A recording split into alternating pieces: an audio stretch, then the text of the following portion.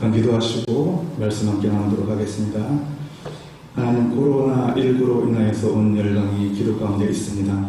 우리도 그 중보 기도에 동참케 하여 주시옵시고, 이 시간 말씀을 나누는 가운데 중보 기도자로 온전히 세워지는 귀한 역사로 주님 채워주시옵소서. 예수님의 이름으로 기도드립니다. 아멘. 오늘은 특별히 주방사역국과 기도사역의 연합으로 함께 헌신예배를 드립니다.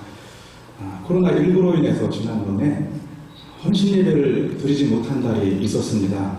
그래서 부득이하게 오늘 이렇게 두 사역국이 연합해서 헌신예배를 드리게 되었습니다. 우리 교회에는 12개의 사역국이 있는데요. 이 두 사역국, 주방사역국과 기도사역국이 다른 10개의 사역국과 다른 공통된 특징이 있는데, 그 특징이 무엇이냐면은 다른 사역국들은 자체적으로 사역을 하게 됩니다. 그런데 주방 사역국과 기도 사역국은 다른 사역국이 사역을 잘 할 수 있도록 지원해주는 역할을 합니다. 군대로 말하면은 지원부대입니다. 제가 예전에 군대에서 근무를 할 때 어디서 근무를 했냐면은 저기 인천에 있는 부평 상군지사에서 근무를 했습니다. 지원부대입니다. 보호부대입니다. 건축자재를 다른 부대에 이렇게 불출해주는 건축자재 담당하는 중대에서 일을 했는데요. 가끔 이렇게 차를 몰고서 다른 부대에서 제가 목재 창고병이었습니다. 목재를 실러 옵니다. 그러면 목재를 이렇게 불출해주고 그렇게 지원해주는 역할을 했습니다. 그리고 군대에 있을 때 이런 이야기를 들었습니다. 만약에 전쟁이 나면, 북한이 쳐들어와서 전쟁이 나면은 저는 세탁병이 된대요. 다른 사람들은 열심히 앞에 나가서 싸우는데 저는 그 싸우는 병사들을 옷을 걷어서 그들의 옷을 빨아주는 세탁병이 지원해주는 역할을 하게 된다고 그런 이야기를 들었는데요. 이 두 사역국, 주방사역국과 기도사역국도 마찬가지로 다른 사역국이 사역을 잘 할 수 있도록 이렇게 지원해주는 역할을 하는 사역국입니다. 예를 들어서 이제 여름 행사가 얼마 남지 않았습니다. 곧 있으면 수련회와 그리고 성경학교를 하게 되는데요. 주방사역국과 기도사역국은 그 행사에 직접 뛰어들지는 않습니다. 하지만 후방에서 지원을 해줘요. 그리고 주방사역국에서는 맛있는 음식으로 지원을 해줍니다. 그리고 기도사역국은 기도를 해줌으로 성경학교 행사가 주님의 뜻 가운데 잘 이루어져 나갈 수 있도록 지원을 해주게 됩니다.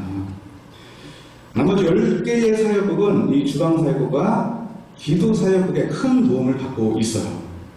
주방사역국과 기도사역국에 많은 관심과 사랑을 쏟아주시길 부탁드립니다.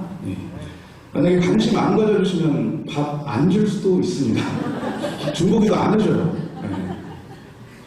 좋은 얘기를 할 때 많이 지원과 관심 가져주시길 부탁드립니다.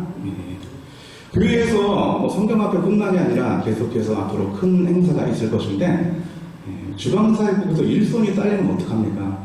많이 도와주고 계신데 일손이 딸린 것이 아니라 일손이 차고 넘칠 수 있도록 많이 도와주시고요. 그리고 기도사역국에서는 매일 오전 11시가 되면은 중보기도를 해줍니다.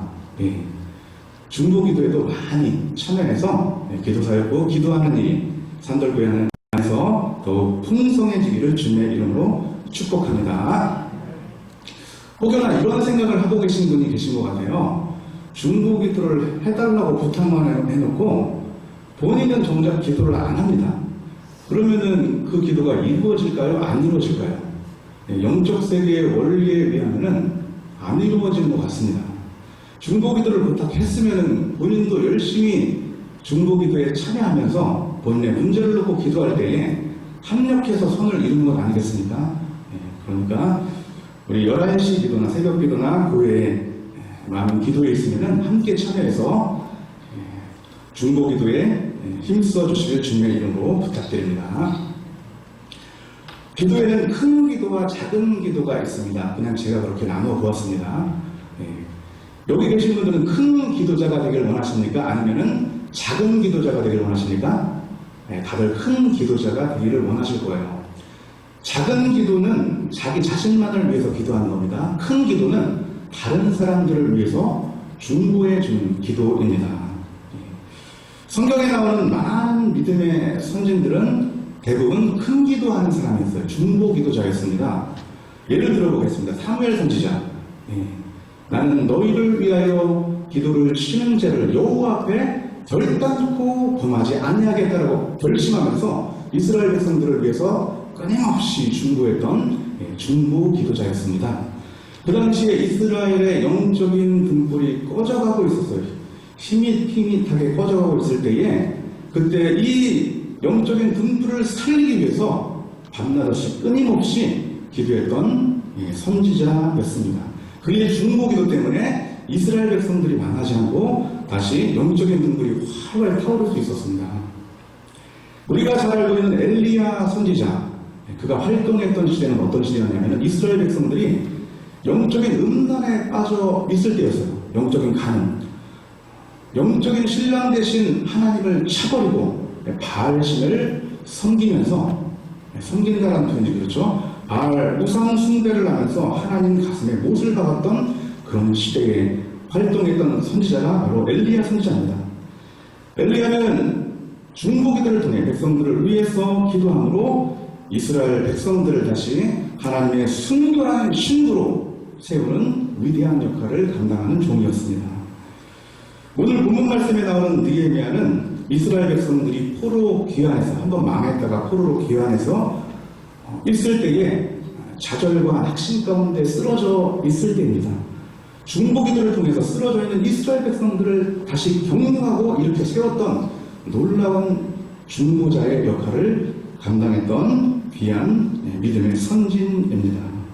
오늘 본문에 나오는 느헤미야의 중보기도의 그 본문 말씀을 살펴보면서 중보기도의 원리가 무엇인지 한 3가지 정도로 함께 살펴보도록 하겠습니다. 첫째, 화면을 띄워주시기 바랍니다. 중보기도는 하나님의 마음을 품는 것입니다. 한번 우리 같이 한번 따라해 보겠습니다. 중보기도는 하나님의 마음을 품는 것입니다. 우리 느헤미야 1장 4절 말씀 함께 읽어보도록 하겠습니다. 내가 이 말을 듣고 앉아서 울고 수일 동안 슬퍼하며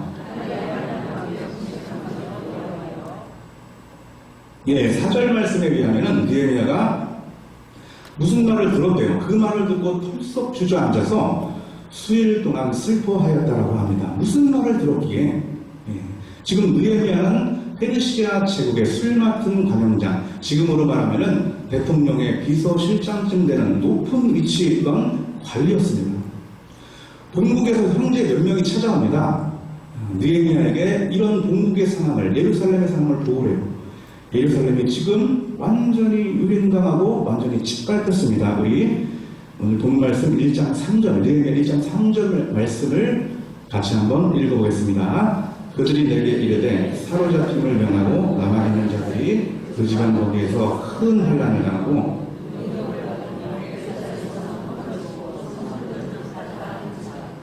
아멘. 예루살렘이 짓밟히고 유린당했다는 소식을 듣고 가슴이 너무너무 아파서 지금 통곡을 하며 울게 된 것입니다. 느헤미야는 어떤 사람이냐면 하나님을 대변하는 사람이에요. 하나님의 마음을 품은 사람입니다. 느헤미야가 울고 있는 것은 곧 하나님이 울고 계신 거예요. 예루살렘은 하나님의 영적인 측면에서 하나님의 거룩한 딸과 같은 성읍입니다. 내 딸이 유린당하고 짓밟혔는데 어떻게 그 아비된 영적인 부모님 된 하나님이 눈물을 흘리지 않을 수 있겠습니까? 통곡하며 하나님께서 우십니다. 울고 계신 그 하나님의 마음을 느헤미야는 동일하게 품고 지금 중보기도에 들어간 겁니다. 이 하나님께서 어떻게 하면은 이 유린당한 짓밟힌 예루살렘을 다시 한번 세우고 다시 한번 회복시키고 다시 한번 재건할지, 그게 하나님의 관심사입니다. 그 관심사와 동일한 하나님의 마음을 품고 지금 느헤미야는 금식 기도에 들어가게 됩니다. 이렇게 중보기도는 하나님의 마음을 품고 기도하는 것입니다. 우리 하나님 아버지의 마음 찬양가사 앞소절을 한번 띄워주시기 바랍니다. 아는 분은 같이 한번 불러보도록 하겠습니다. 아버지 당신의 마음이 있는 곳에 나의 마음이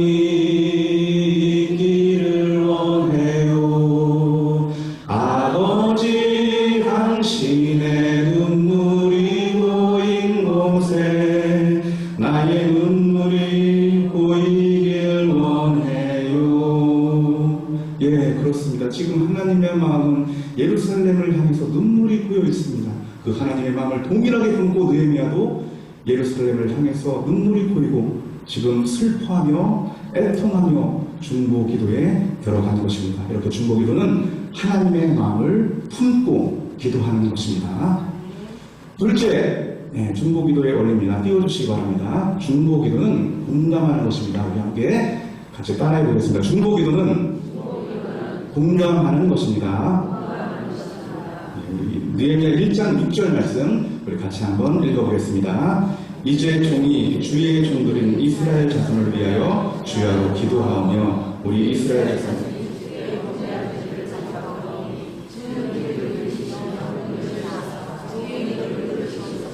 나와 내 아버지의 집이 범죄하여. 아멘. 여기 6절의 위안은 나와 내 아버지의 집이 범죄하였다고 합니다. 지금 느헤미야는 죄를 짓지 않았어요. 이스라엘 백성들이 죄를 진 겁니다. 근데 본인이 지금 죄를 졌다라고 그렇게 고백을 하고 있습니다. 마치 본인이 이스라엘 백성들의 처지와 환경에 동참하고 공감하면서 본인도 죄인이 되어서 지금 중보기도를 하고 있는 것입니다. 이렇게 중보기도는 내가 중보기도 대상자에게 공감을 하면서 기도하는 것이 바로 중보기도입니다. 예수님은 우리의 위대하신 중보자 되십니다. 예수님께서 하나님의 아들이기 때문에 하늘 보좌 위에서 그냥 방관하시면서 우리를 위해서 중보하신 것 절대로 아닙니다. 이 땅 가운데 우리와 같은 동일한 육신의 옷을 입고 직접 내려오셔서 우리를 위해서 중보하셨어요. 과부의 마음 과부가 알고 호라비의 마음 호라비가 알듯이 예수님도 우리의 마음을 더 절실하게 공감해 주기 위해서 직접 육신을 입고 이 땅에 오셔서 우리를 위해 중보해 주신 위대한 중보자이십니다. 이렇게 중보기도는 상대방을 공감하면서 기도하는 것입니다. 구약의 예수님의 모형이라고 할 수 있는 모세, 이 모세는 어떻게 이스라엘 백성들을 위해서 중보했을까요? 하나님의 십계명, 하나님의 율법을 받기 위해서 시내산에 올라갑니다. 기도하는데 갑자기 하나님께서 빨리 내려오라고 합니다. 왜 내려오라고 했냐면 이스라엘 백성들이 지금 금송아지를 숭배하면서 우상 숭배에 빠진 거예요. 그래서 하나님께서 모세에게 이렇게 이야기를 합니다. 내가 다 진멸해버릴 것이다. 다 쓸어버릴 것이다. 라고 그렇게 강력하게 모세에게 이야기를 합니다. 그때 모세는 중보기도에 들어가요. 하나님 뜻을 돌이켜주시옵소서. 만약에 하나님께서 이 뜻을 돌이켜주시지 않는다면 생명책에서 내 이름을 지워주세요. 라고 하면서 이스라엘 백성들의 처지와 그 환경에 공감하면서 이렇게 자기가 죄를 범하지도 않았음에도 불구하고 마치 자신의 죄악을 회개하는 것처럼 그렇게 처절하게 생명을 걸고 이스라엘 백성들의 아픔을 공감하면서 그렇게 중보 기도에 들어간 것입니다. 이렇게 중보 기도는 상대방의 처지와 형편을 공감하면서 드리는 것이 바로 중보 기도입니다. 제가 예전에 다른 교회에서 중고등부 사역을 하던 시절이었습니다. 집사님, 교사, 선생님 중 한 분이 갑자기 교회에서 공사장에서 막 이렇게 때려부시는 그런 소리가 계속 끊임없이 들린대요. 하루 이틀 그런 게 아니라 수개월 갔던 것 같습니다. 그래서 어느 집회, 치유 집회에 가서 치유를 받았는데요. 그 치유 집회의 목사님이 갑자기 이런 이야기를 하시더래요. 지금 내 귀에서 공사장에서 막 두드리는 그런 시끄러운 소리가 들리고 있는데 지금 여기 앉아 계신 분 중에 나랑 동일하게 소리가 들리는 분 손 한번 들어보세요. 그래서 그 집사님 선생님이 손을 들었어요. 동일하게 이 목사님이 그 선생님의 고통을 그대로 느낀 겁니다. 하나님이 치유해 줬습니다. 그 다음부터 나았어요. 그분이 다른 아픈 분을 위해서 기도해 줄 때는 아픈 분의 그 아픔이 그대로 자기에게 전해진대요. 만약에 막 구역질이 난다 그러면 본인도 기도할 때 똑같이 구역질이 난대요. 아픈 부위가 있으면 그 사람을 위해서 중보해주면 자기도 그 아픔에 공감하면서 동일하게 신체 부위가 아프다라고 합니다. 이렇게 중보기도는 상대방의 입장에 공감하면서 기도하는 것이 바로 중보기도입니다. 인천의 마가의 다락방 기도원 원장님이신 박보영 목사님은 중보기도 해주십시오. 아픈 분을 위해서 기도해 줄 때 이렇게 기도한다고 합니다. 하나님, 이 병을 저를 주세요. 이 병을 나를 주세요. 이렇게 이야기하면 기도받는 사람이 도망갈 거 아니에요. 그러니까 방언으로 기도한대요. 못 알아듣게. 근데 그 사람의 입장에 공감하면서 그렇게 중보를 해주는 것입니다. 이렇게 중보기도는 상대방의 입장을 공감하면서 드리는 기도가 바로 중보기도입니다. 아까 우리가 코로나19로 인해서 열방이 기도하는 기도 영상을 함께 보았는데요. 이 기도 영상에서도 아까 보았듯이 그 사람들이 기도할 때에 다른 사람들의 죄악을 탓하지 않았습니다. 하나님, 이것은 내 죄 때문입니다. 이 코로나19가 발생한 것은 우리의 죄 때문입니다. 나의 죄 때문입니다. 이렇게 공감하면서 지금 기도를 하고 있는 것입니다. 역대하 7장에 보면은 솔로몬이 성전을 완공하고 나서 하나님께서 이런 말씀을 주십니다. 만약에 너희들 백성이 범죄 가운데 빠져서 하나님께서 전염병으로 너희들을 치실 때가 있을 것인데 그때 너희들은 이렇게 기도해야 된다. 어떻게 기도하냐면은 역대하 7장 14절에 보면 이렇게 기록이 되어 있습니다. 내 이름으로 일컫는 내 백성이 그들의 악한 길에서 떠나 스스로 낮추고 기도하여 내 얼굴을 찾으면 내가 하늘에서 듣고 그들의 죄악을 사하고 그들의 땅을 고칠지니라 라고 그렇게 하나님께서 말씀해 주셨습니다. 함께 그 죄악에 동참하며 공감하면서 기도하라는 말씀입니다. 우리 중보기도의 원리 세 번째 보도록 하겠습니다. 세 번째는 중보기도는 나에게 돌아옵니다. 우리 함께 따라해 보도록 하겠습니다. 중보기도는 나에게 돌아옵니다. 우리 시편 35편 13절 말씀 우리 함께 읽겠습니다. 나는 그들이 병들었을 때에 내 기도가 내 품으로 돌아왔도다. 아멘. 상대방이 아파서 기도를 해줬는데 그 기도가 나에게 돌아왔다라고 합니다. 이렇게 읽은 말씀처럼 중보기도는 결국에는 나에게 돌아옵니다.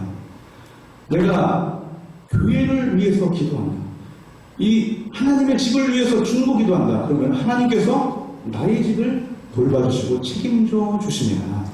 이 중에는 지휘학교 교사 선생님이 계신 걸로 알고 계신데 만약에 선생님이 자기가 담당하는 아이들을 위해서 중보해준다. 그들을 위해서 기도한다.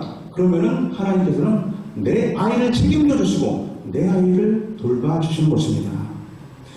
내가 주님의 일, 주님의 사업을 위해서 중보하면은 하나님은 내 사업을 돌봐주세요. 내 일을 책임져 주신다는 것입니다. 이것이 바로 중보기도의 원리입니다.